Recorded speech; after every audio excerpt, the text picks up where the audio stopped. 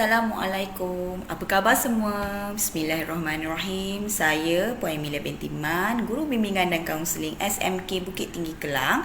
Hari ini bersama anda dalam Inspirasi Guru Kaunseling untuk menyampaikan, bicara ataupun berkongsi mesej yang berkaitan ilmu-ilmu yang dapat menjana jati diri anda.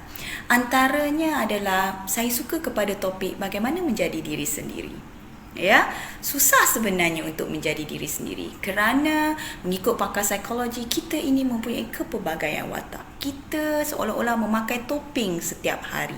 Jadi agak sukar kerana kita memakai pakaian yang berbeza-beza, ya. Begitu juga dengan topi jawatan yang berbeza-beza. Ada kala kita menjadi seorang remaja, ada kala kita menjadi seorang pelajar, seorang ibu, anak, cucu, dan juga kita juga menjadi seorang manusia dan hamba Allah.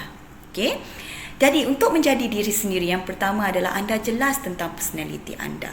Jika anda mempunyai karakter ini, anda perlu akur dan anda perlu bersemangat dengan karakter-karakter yang positif tersebut. Tetapi sekiranya anda malu untuk mencari maklumat ataupun mengenali diri anda sendiri, maka anda tidak boleh menjadi diri sendiri. Anda akan terikut-ikut dengan karakter orang lain, anda akan ikut dengan keadaan personaliti yang berbeza-beza yang membuatkan anda mungkin kecelaruan identiti. Itu yang menakutkan.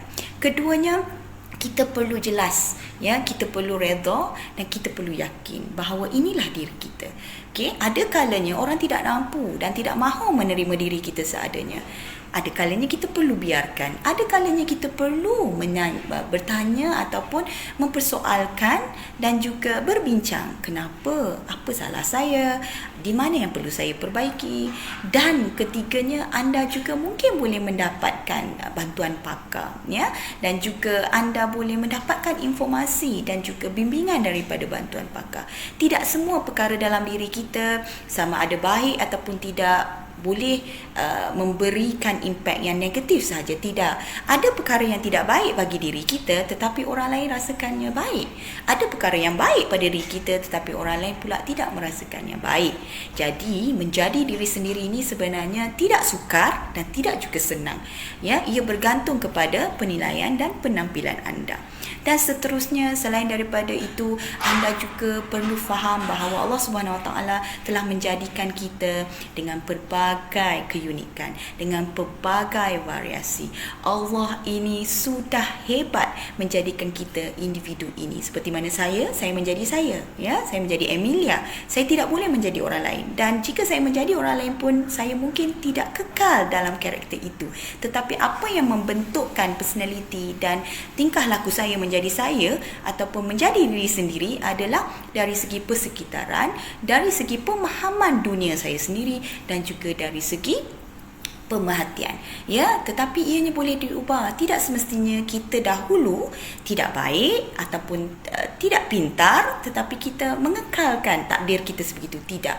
Kerana kita perlu akur dan faham bahawa selagi kita hidup, selagi kita bergelar manusia, kita perlu ada semangat untuk sentiasa berubah menjadi baik dan tetap dan terus menjadi baik. Kerana kita mengimpikan kematian husnul khatimah dan pengakhiran yang lebih baik adalah pengakhiran dalam agama tauhid yang telah kita fahami. Selain daripada itu, menjaga diri adalah penting kerana diri ini adalah sangat berharga. Diri ini adalah kepunyaan kita buat sementara dan akhirnya akan kembali kepada pencipta. Oleh itu, saya suka mengingatkan anda semua, jadilah diri anda sendiri. Ya, jika anda merasakan diri anda tidak sebegitu baik, perbaiki dan kemudian kita sama-sama membantu dan dibimbing untuk saling mengingati dan menasihati. InsyaAllah kita semua akan jadi manusia dan individu yang terbaik dan memberikan impak yang terbaik di dalam diri kita, juga masyarakat, agama, keluarga dan segala-galanya. InsyaAllah bersama dengan anda dalam segmen Inspirasi Guru Kaunseling dalam membicarakan tajuk Tips Timur Duga dalam Talian. Kalau kita melihat kepada norma baharu, ini juga satu pendekatan yang baharu dan kita juga perlu bersedia dengan keadaan yang serba baharu. Tips yang pertama, pastikan pencapaian ataupun capaian internet anda dalam keadaan stabil. Begitu juga dengan sistem audio, kamera dan juga pencahayaan yang baik.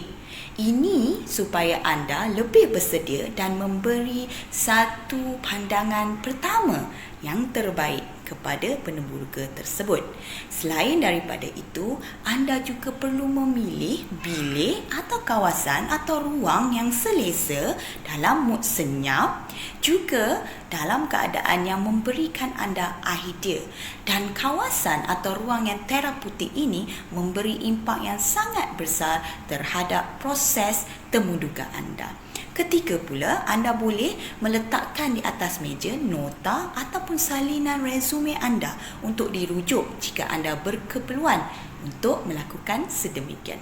Selain daripada itu, anda perlu offkan ataupun tutup sebentar perisian ataupun apa sahaja perkara di dalam komputer ataupun di dalam phone anda supaya aplikasi-aplikasi yang tidak perlu digunakan pada masa tersebut tidak mengganggu proses temuduga itu. Selain daripada itu, secara biasa anda perlu senyum, respon, lihat secara tepat ke kamera, bukan ke skrin anda, kerana anda seolah-olah berdepan dengan temuduga tersebut secara nyata, dan respon ini juga akan memberikan impak positif kerana penemuduga akan menilai dan melihat anda fokus terhadap apa yang dinyatakan, dan dalam proses tersebut juga akan memberikan anda semangat, kerana apabila anda fokus, anda tahu di manakah hala tuju anda untuk menjawab dengan tenang dan rileks. Seterusnya, anda boleh gunakan gerak tangan, tetapi janganlah terlalu melampaui batas. Gerak tangan yang minima juga dapat membantu anda mengurangkan rasa gemuruh dan memberikan info dan juga impak bahawa penemuduga jelas, dan juga anda juga mempunyai semangat dan juga mempunyai jati diri untuk menyampaikan dengan cara anda sendiri. Sedikit pergerakan yang tidak melampau akan memberikan kesan yang sebaliknya. Sekiranya anda dapat juga memberikan penampilan yang lebih menarik. Contoh paling senang adalah pakaian. Anda perlu berpakaian seperti seorang yang profesional, walaupun anda tidak berjumpa secara nyata ataupun secara berdepan, tetapi penampilan anda sangat penting, kerana penampilan inilah akan menjadi titik tolak bagaimana anda dilihat sebagai seorang calon yang bersesuaian ataupun sebaliknya. Pakaian juga dipentingkan kerana pemilihan warna adalah perkara yang akan memberikan anda aura yang positif terhadap temuduga.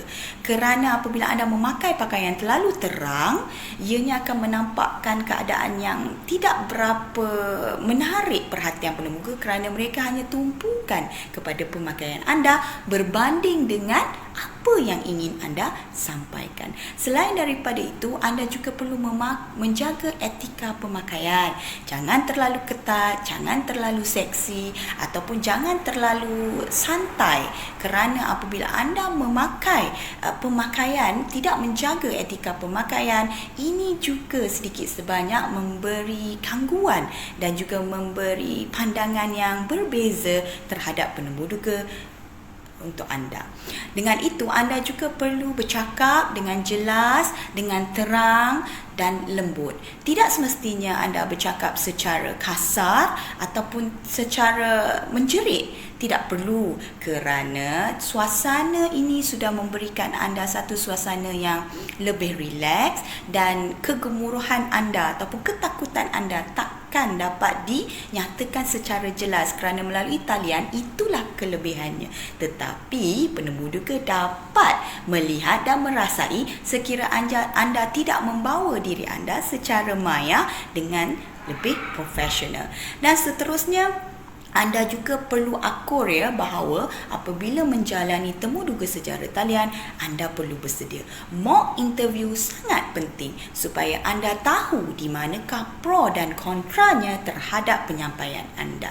Dengan itu, saya ucapkan selamat maju jaya. Terima kasih. InsyaAllah pasti berjaya jika ada kesungguhan. Hari ini saya nak berkongsi dan juga ingin memberikan satu info yang mudah dan jelas. Bagaimana kita ingin menjadi kreatif? Saya pun ingin menjadi kreatif, sebegitu juga dengan anda. Apabila kita ingin menjadi kreatif, kita perlu bergembira dengan kreativiti tersebut. Bermakna perlu berseronok. Kita memberikan satu suasana mencari ilmu yang lebih menyeronokkan ya. Sebab itu apabila anda berfikir secara kanak-kanak, anda penuh dengan imajinasi. Semangat kanak-kanak di dalam diri anda membuatkan anda sentiasa berdaya saing, sentiasa mempunyai kreativiti yang tinggi dari segi sosialisasi, dari segi penggayaan, dari segi ide. Selain daripada itu, kita juga boleh mengambil contoh orang-orang yang kreatif. Kreatif ni dalam pelbagai bidang. Variasinya kreativiti tidak terhad kepada sesuatu perkara. Mungkin kini kita tidak nampak bahawa kreativiti itu penting. Tetapi semasa tempoh PKP, kita nampak pelbagai image, pelbagai personality yang sangat menarik. Sehingga musim PKP telah mencetuskan satu dunia kreativiti yang indah di Malaysia. Baik bukan? Kemudian apabila anda membuka minda anda menjadi seorang yang sangat santai, seorang yang low profile, seorang yang lebih terbuka, dengan sedikit ilmu pengetahuan, dengan sedikit pembacaan, anda juga dapat memberikan inspirasi dan memvariasikan pemikiran yang lebih kreatif. Dan kemudian anda pelbagaikan cara daripada ilmu pengetahuan tersebut melalui pembacaan anda, melalui penilaian anda, pemerhatian anda. Anda pelbagaikan teknik dan cara berfikir. Anda tidak fokus kepada satu perkara, tetapi anda boleh pelbagaikan dalam pelbagai-bagai pendekatan yang sesuai dengan diri anda. Kemudian anda berfikir ataupun kita boleh berfikir gila ya, berfikir gila tetapi bukanlah menjadi gila. Maknanya kita berfikir secara gila-gila, maksudnya extraordinary, enhance your idea ya. Kerana apabila anda berfikiran gila, anda akan lebih kreatif, anda lebih inovatif, anda boleh menjana, membuka idea anda tanpa terhad, tanpa keterbatasan. Tetapi jangan pula sampai orang kata anda gila kerana orang tak faham tentang konsep yang sedang ataupun akan anda sampaikan. Seterusnya, benarkanlah diri kita melakukan kesilapan. Kerana kesilapan itu akan menjadikan kita sebenarnya lebih kuat. Kita menilai kesilapan tersebut dalam sudut yang lebih proaktif. Kerana apabila kesilapan, kita dapat melihat kelemahan tersebut dan dijadikan sebagai kekuatan dan kita berusaha untuk melakukan sehingga kita berjaya. Jadi berilah kelonggaran sedikit pada diri anda. Apabila jatuh, anda bangun. Jatuh lagi, kita bangun sama-sama. Jadi, selain daripada itu, perkara ini atau kreativiti ini atau perkara yang ingin anda lakukan boleh dibuat berulang-ulang. Kesilapan yang diulang dan diperbaiki akan menjadi anda lebih kreatif. Sebab itu, latihan juga pemikiran yang bernas akan menjana sesuatu yang sangat cantik, sangat indah untuk dikongsi bersama. Jadi, hari yang kreatif, dunia yang kreatif, diri yang kreatif akan menjadikan diri anda seorang yang sangat tinggi ideologi, tinggi inovasi dan juga hebat luar dan dalam. Ya, kali ini saya ingin membicarakan ataupun ingin berkongsi informasi dan insya-Allah memberikan anda sedikit inspirasi berkaitan bagaimana kita nak menjadi sahabat kepada anak-anak ya. Bagaimana seorang ataupun pasangan ibu bapa ini mempunyai satu pendekatan yang kebanyakannya kita warisi daripada turun temurun, daripada ibu bapa kita, daripada atuk nenek kita. Jadi kita membentuk satu corak keibubapaan yang mungkin sesuai ataupun mungkin tidak sesuai dengan anak-anak anda.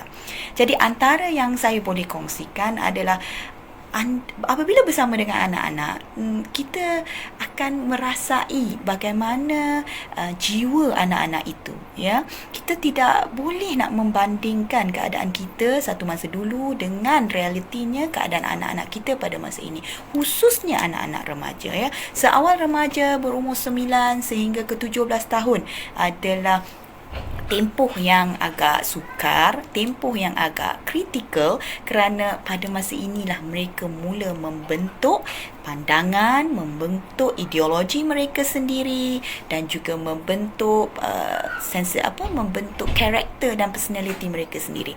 Ini juga bergantung bagaimana kita, ya, menyampaikan maksud dan bagaimana kita memberikan mereka ruang dan peluang untuk menjadi diri mereka. Jadi antaranya adalah kita melihat corak komunikasi kita bersama dengan mereka.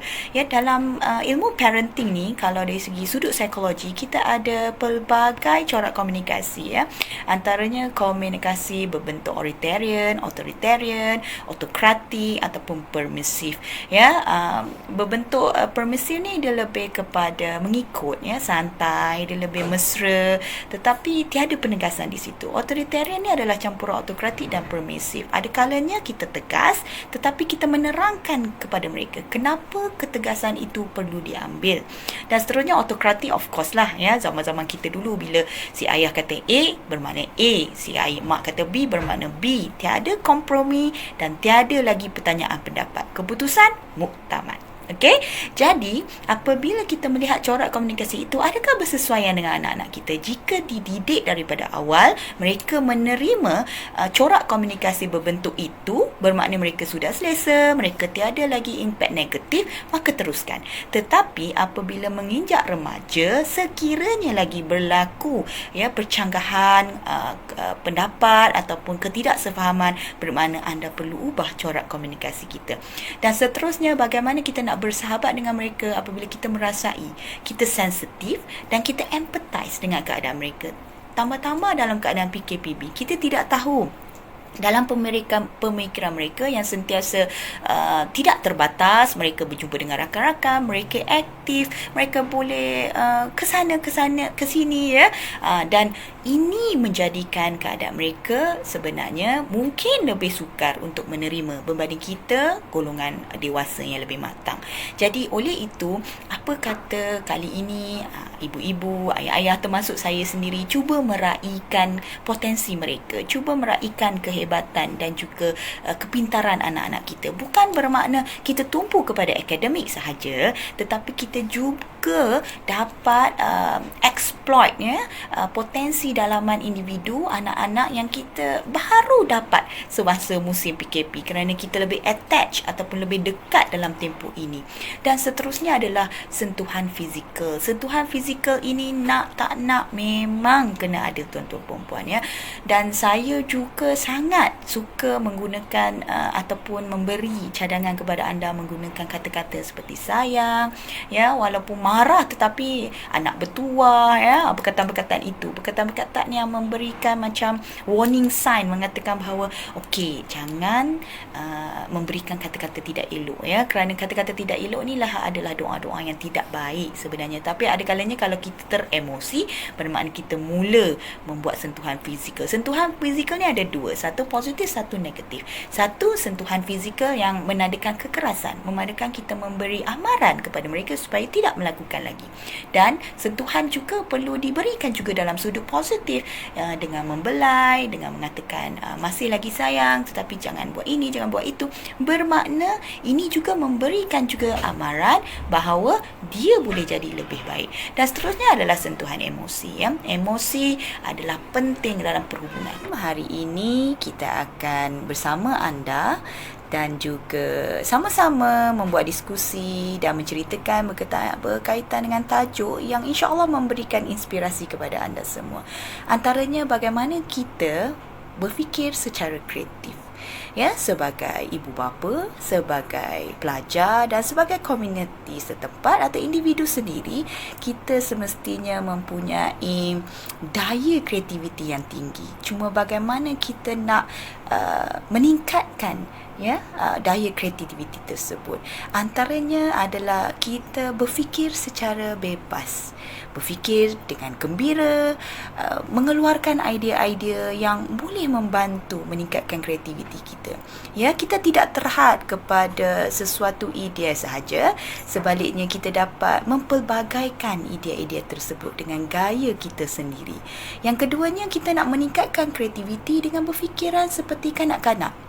Kita tahu kanak-kanak mempunyai imajinasi yang sangat tinggi dan kreatifnya mereka ini apabila kita dapat tampilkan mereka dalam pelbagai gaya, pelbagai cara bagaimana mereka berkomunikasi, bagaimana mereka bertindak, kerana mereka berfikiran bebas, terbuka dan tidak terhad kepada sesuatu. Mereka tidak terhad kepada isu sosio-budaya, isu yang selalu dihadapi oleh orang-orang dewasa. Jadi bila berfikir secara kanak-kanak, dapat menyampaikan mesej untuk menjadi lebih kreatif. Dan seterusnya, kita mencontohi orang-orang yang kreatif. Musim PKP ni lah kita dapat melihat kepelbagaian karakter sehingga menjadikannya ada kalanya ianya menghasilkan pendapatan pula yang lumayan. Ya, apabila kita duduk dalam keadaan stay at home, stay put, tak bermakna konsep kreativiti kita tidak dapat diketengahkan, dan kita juga dapat melihat bagaimana individu-individu ini bertindak dengan di luar kemampuan secara normalnya. Itu sangat menarik. Jadi kita contohi kreativiti yang menarik yang mampu kita lakukan, dan seterusnya kita mendorong diri kita untuk mempelbagaikan, variasikan idea dalam pelbagai pendekatan, dalam pelbagai bentuk.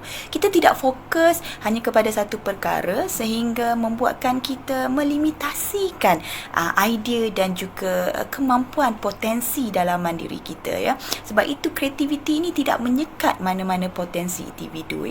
Ianya bergantung kepada bagaimana individu itu meluahkan dengan cara yang unik dan spesifik dan eksklusif contohnya.